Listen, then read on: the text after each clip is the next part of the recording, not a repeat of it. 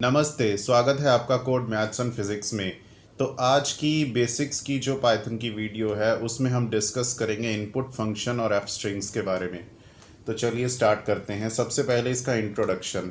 मान लीजिए मैंने कोई वेरिएबल में वैल्यू फिल करवाई जैसे कि 3 और मैं प्रिंट फंक्शन की हेल्प से इसको प्रिंट करवाता हूँ। तो ये तो हो गई आउटपुट, ये मेरी आउटपुट हो गई। लेकिन मेरे पास ऐसी एक लिबर्टी होनी चाहिए कि मैं खुद टर्मिनल में या सेल की आउटपुट में मैं खुद से वैल्यू एंटर करूं और उसके साथ मैं बहुत सारे फंक्शंस कर सकूं। मतलब चाहे मल्टीप्लाई, डिवाइड या और कुछ। ठीक है, तो उसके लिए हमारे पास आता है इनपुट फंक्शन। चलिए इसके बारे में जानते हैं। तो मैं इसको मिटा देता हूं।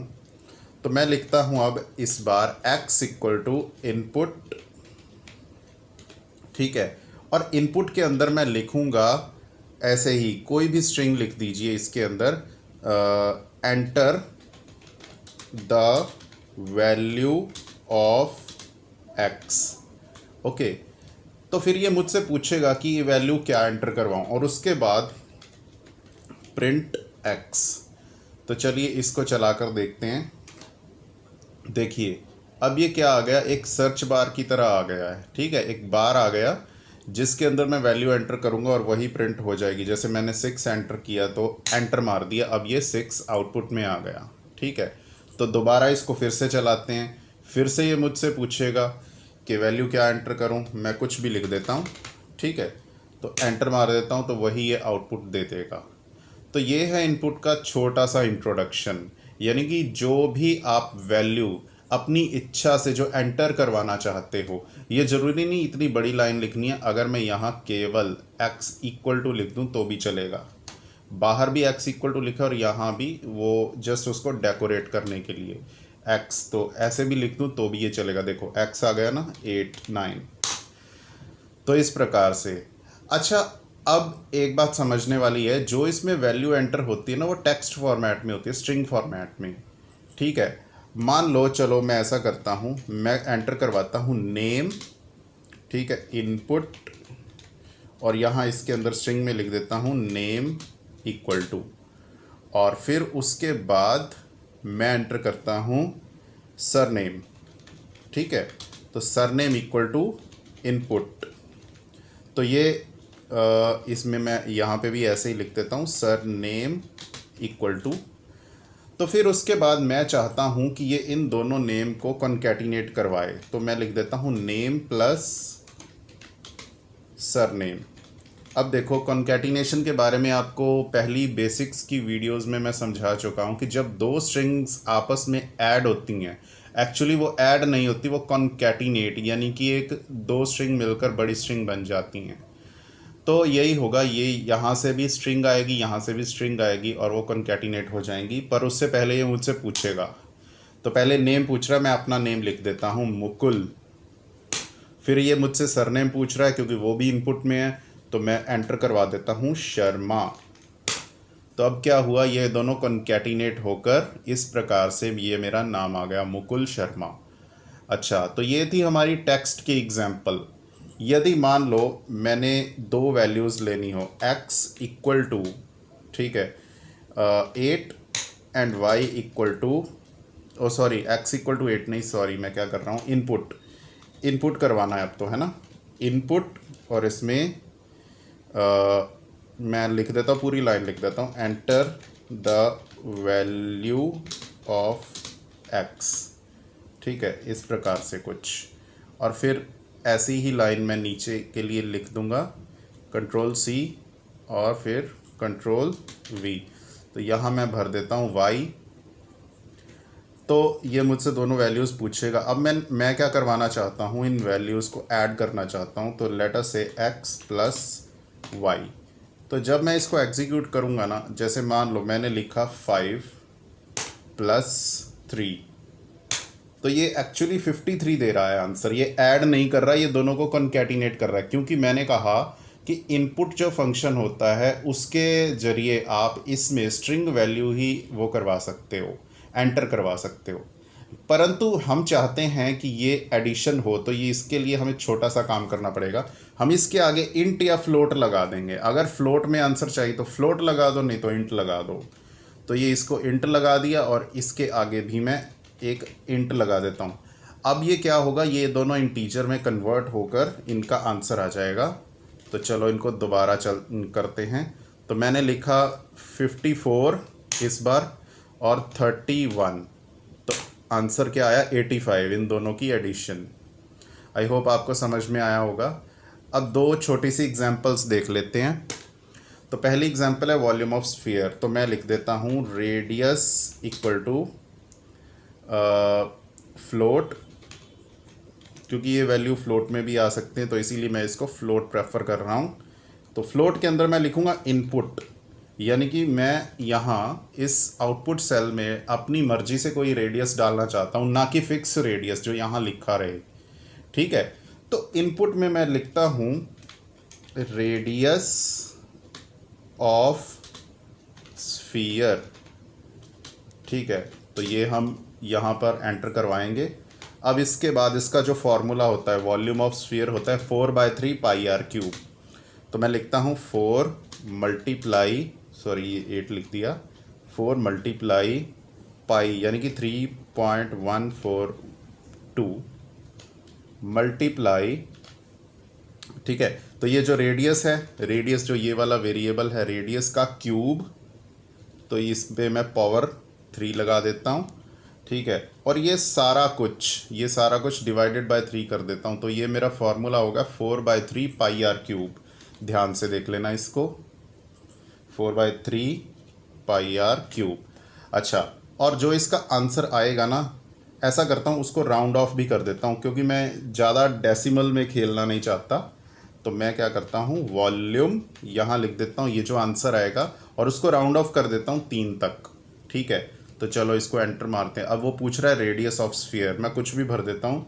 मैं कहता हूँ 2.786, ऐसे ही कुछ। ठीक है, तो एंटर करो। तो ये आपका volume approximately 90.592 rounded off answer आ गया। तो इस प्रकार से हम इसका यूज़ करते हैं। अब एक और छोटी सी example, area and perimeter of rectangle. तो लेंथ, ठीक है, LENGTH, लेंथ इक्वल टू, ये भी इंट में चलो दे देते हैं इस बार, इनपुट में यही लिख देते हैं L इक्वल टू सिंपल। ठीक है, और फिर उसके बाद ब्रेड्थ आया हमारा इंट। तो मैंने लिखा इनपुट, तो इसके अंदर भी वैसे ही b इक्वल टू, तो ये जो भी है हम एंटर करवाएंगे। अब इसमें दो चीज़ें कैलकुलेट करनी है। पहला है एरिया आता है length multiply breadth, length GTH multiply breadth. तो पेरीमीटर क्या आता है, पेरीमीटर ये आता है हमारे पास 2 multiply bracket length plus breadth. तो ये क्या होगा, पेरीमीटर कैलकुलेट होगा। अब इन दोनों को हमने क्या करवाना है, प्रिंट करवाना है। चलो इस बार प्रिंट स्टेटमेंट का यूज़ कर लेते हैं हम। तो हम ऐसा करते हैं, यहाँ लिखता हूँ मैं एरिया, और कॉमा डाल के ना इसको थोड़ा डेकोरेट करने के लिए मैं लिख लेता हूँ स्क्वायर, जैसे सेंटीमीटर्स लिख लेता हूँ, स्क्वायर सेंटीमीटर्स में एरिया आ जाएगा। और फिर उसी के नीचे प्रिंट मैं लिख लेता हूँ पेरीमीटर। अच्छा, इनकी डेकोरेशन का अभी आपको एफ स्ट्रिंग में बहुत अच्छा मैं मेथड समझाऊंगा, तो एफ स्ट्रिंग में इनको अच्छे से करेंगे। तो स्क्वायर सेंटीमीटर्स में, और इसमें लिखूंगा सेंटीमीटर्स। ठीक, तो चलो अब इसको एग्जीक्यूट कर देते हैं। इतना तो लेंथ पूछ रहा है 45 सेंटीमीटर, और ब्रेड्थ में मैं भर देता हूँ 33 सेंटीमीटर्स। तो ये देखो, इन दोनों की कैलकुलेशन होकर ये आंसर मेरे पास आ चुका है, एरिया एंड पेरीमीटर। तो आई होप आपको ये इनपुट फंक्शन अच्छे से समझ में आ गया होगा, इसको कैसे यूज़ करना है। ये हमेशा स्ट्रिंग में काम करता है और इसको कन्वर्ट करना पड़ता है फ्लोट या इंटीजर में। ठीक है, तो आगे चलते हैं। अब आगे बात आती है एफ स्ट्रिंग की। एफ स्ट्रिंग का मतलब होता है फंक्शनल स्ट्रिंग्स, मतलब जो एक स्ट्रिंग लिखी हुई है उसको फंक्शनल कैसे बनाया जा सकता है अभी आपको बताता हूँ। देखो, मैंने एक वैल्यू भरी x इक्वल टू, एक्स की बजाय a लिखता हूँ, a equal to 4, b equal to, चाहे इनपुट करवा लो वो कोई बात नहीं, मैं फिक्स वैल्यू ले रहा हूँ अभी। तो a equal to 4, b equal to 5। अच्छा, प्रिंट में मैं ऐसा लिखता हूँ कि द सम ऑफ, क्या कहते हैं, 4 एंड 5 इज़, ठीक है, जो मतलब आंसर आए वो ऐसे, मतलब जो भी इनका आए, जैसे कि a प्लस बी। अच्छा, अब ये देखो, यहाँ मैं इसको ऐसे एग्जीक्यूट करता हूँ तो ये 9 आ गया, बिल्कुल ठीक बात। परंतु अगर यहाँ मैं मान लो 40 कर दूँ, ठीक है, तो आंसर क्या आएगा, 45 आएगा। परंतु यहाँ देखो, यहाँ गड़बड़ हो गई, यहाँ 4 का 4 लिखा रह गया।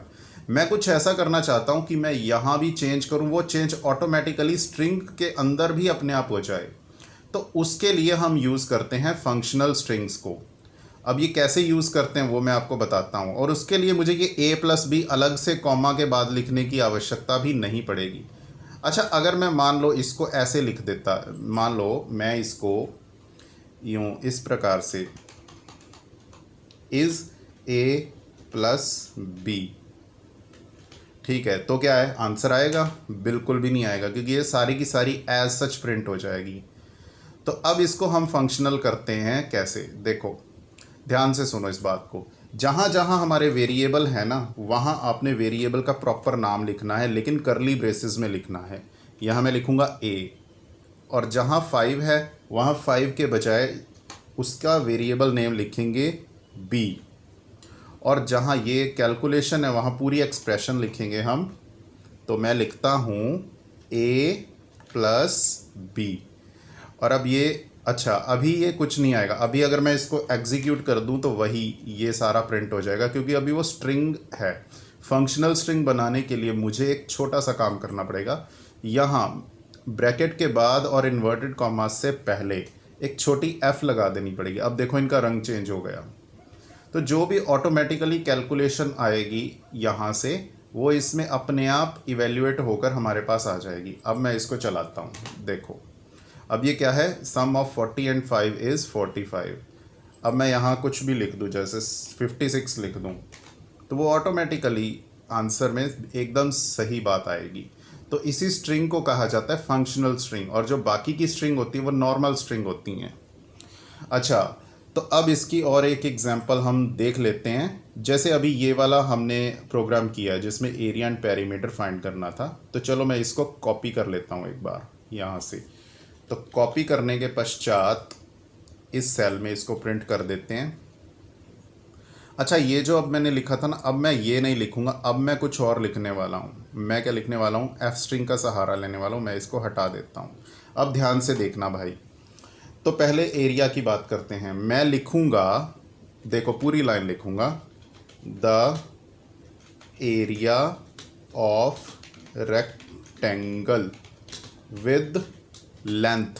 तो लेंथ मैं लिखूंगा वेरिएबल वाला लेंथ, ऐसे मैं करली ब्रेसेस LENGTH जो ऊपर लिखा हुआ है, विद लेंथ इतने, और इसके बाहर मैं लिखूंगा सेंटीमीटर्स। देखो प्रॉपरली यूनिट भी हम लिख सकते हैं स्ट्रिंग में। तो लेंथ सेंटीमीटर्स, एंड फिर आगे मैं लिखूंगा ब्रैकेट में ब्रेड्थ, वेरिएबल वाली ब्रेड्थ। अब बाहर जाकर इसके अंदर इसके साथ मत लिखना सेंटीमीटर्स। अच्छा, area of rectangle with this length and this breadth is, अच्छा जो एरिया कैलकुलेट होकर आएगा, ये वाला एरिया, ये वाला वेरिएबल मैं लिखूंगा, ये अलग है, ये स्ट्रिंग वाला एरिया अलग से लिखा है, और इसके अंदर एरिया लिखूंगा, और इसके बाहर लिख दूंगा मैं स्क्वायर सेंटीमीटर्स। ठीक है, तो अब इसको फंक्शनल बनाने के लिए यहाँ मैं लिख दूंगा f। ओके, तो यही चीज़ मैं कॉपी करता हूँ, किसके लिए, पेरीमीटर के लिए। तो ये कॉपी किया मैंने, तो यहाँ लिख देता हूँ पेरीमीटर। ठीक है, यहाँ थोड़ा सा चेंज करेंगे, perimeter of rectangle with this is, यहाँ एरिया के बजाय हम पेरीमीटर वेरिएबल ये वाला यूज़ करेंगे। तो ये हुआ पेरीमीटर, इसकी यूनिट्स होती हैं सेंटीमीटर्स। सो मैं इसको ऐसे रहने देता हूँ। अब इसको एग्जीक्यूट करते हैं तो अब यहाँ आएगा जैसे 45 लेंथ है और ब्रेड्थ है हमारे पास 22। तो देखो, तो ये प्रॉपरली कैलकुलेट होकर आया और प्रॉपर अच्छे तरीके से फॉर्मेटेड वे में हमारे पास आंसर आया। तो ये आंसर ज़्यादा बेटर लग रहा है बजाय कि उसके। तो ये था कंसेप्ट फंक्शनल स्ट्रिंग का। अच्छा, अब फंक्शनल स्ट्रिंग से एक हम छोटा सा काम और करने वाले हैं। हम क्या करेंगे, हम एक टेबल बनाते हैं, ठीक है।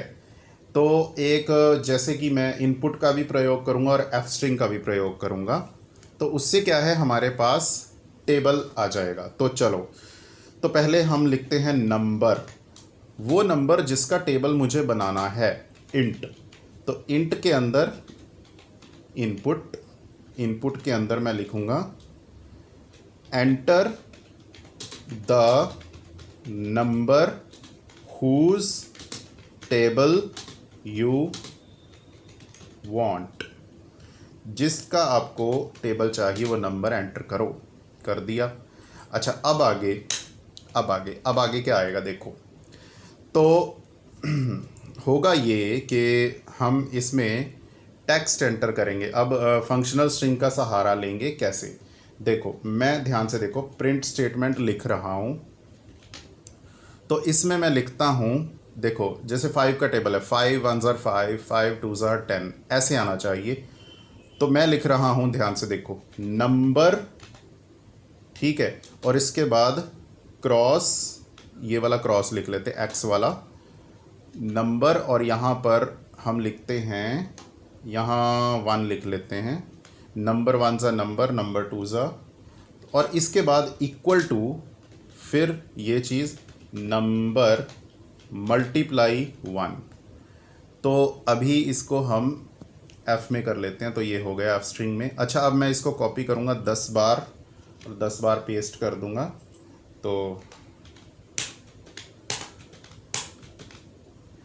इतना अभी बहुत है, आप अपने आप कर लेना इसको।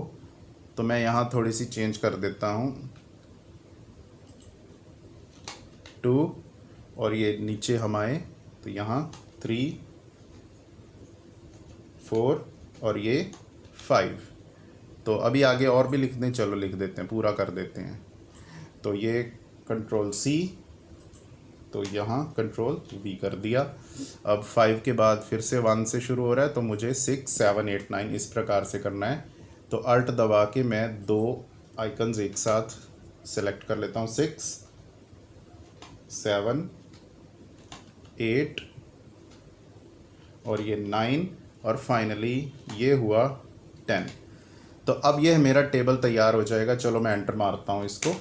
अच्छा, ये पूछ रहा है किसका टेबल चाहिए, तो भाई मुझे चाहिए 8 का टेबल चाहिए। तो एंटर, ये लो, पूरा का पूरा टेबल आपके पास छप कर आ गया। और चाहिए किसी का, चलो दोबारा चला देता हूँ, तो 12 का टेबल चाहिए या 123 का टेबल चाहिए, चलो इस बार, तो एंटर मारो, तो 123 का टेबल आपको मिल गया। तो इस प्रकार से एफ स्ट्रिंग को आप बहुत बढ़िया तरीके से यूज़ कर सकते हो।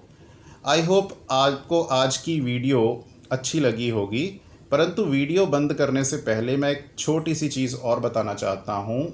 स्ट्रिंग की एक प्रॉपर्टी होती है जॉइन, ठीक है, तो वो मैं पहले बताना भूल गया था, तो अब मैं क्षमा चाहता हूँ उसके लिए। तो अब मान लो मेरे पास स्ट्रिंग है, ठीक है, तो जैसे कि कुछ भी लिख लूँ मैं, तो जैसे ABCDEF इतनी। मैं चाहता हूँ कि ये जो स्ट्रिंग है इसके हर लेटर के बाद कॉमा आए, तो उसके लिए मेरे पास एक फंक्शन है जिसको बोलते हैं जॉइन फंक्शन। तो मैं डॉट जॉइन कर दूंगा, ठीक है, सॉरी मैं गलत कर रहा हूँ, यहाँ जॉइन नहीं लिखूँगा, सॉरी 1 मिनट। हाँ, तो इसका नाम मैं ऐसा करता हूँ, इसका नाम मैं एस ही रख लेता हूँ, एस इक्वल टू ऐसे। तो ये, हाँ, इसके अंदर मुझे चाहिए कि हर लेटर के बाद कॉमा आए। तो मैं उसके लिए क्या करूँगा, देखो ध्यान से देखना, मैं करूँगा डबल इन्वर्टेड कॉमास और बीच में लिखूंगा कॉमा और फिर इसके बाद लिखूंगा डॉट जॉइन। और ये जो चीज़ अप्लाई करनी है मुझे करनी है एस पे, तो ये जब एस पे करूँगा तो आंसर आएगा ABCDEFG विद कॉमास। ठीक है, तो ये प्रॉपर्टी छोटी सी थी लेकिन है बहुत यूज़फुल, बहुत काम की। अच्छा, कॉमा के बाद अगर आप कुछ और करना चाहते हो, जैसे मान लो आप चाहते हो ऐसे माइनस साइन, ठीक है, तो डॉट ज्वाइन कर दो इसको, ज्वाइन एस, लो हो गया। तो ये थी मित्रों आज की वीडियो। आई होप आपको अच्छे से कंसेप्ट समझ में आए होंगे। आप मेरी जो 3D एनिमेशन की वीडियोस है उनको भी फॉलो करते रहिए, और जिन भाइयों बहनों को पाइथन का बेसिक्स नहीं आता तो वो ये वाली प्लेलिस्ट को फॉलो कर सकते हैं। बहुत ही एकदम मतलब बेसिक से बिल्कुल स्टार्टिंग से मैं बता रहा हूँ, तो आप इसको फॉलो कीजिए। मिलता हूँ आपको अगली वीडियो में। धन्यवाद।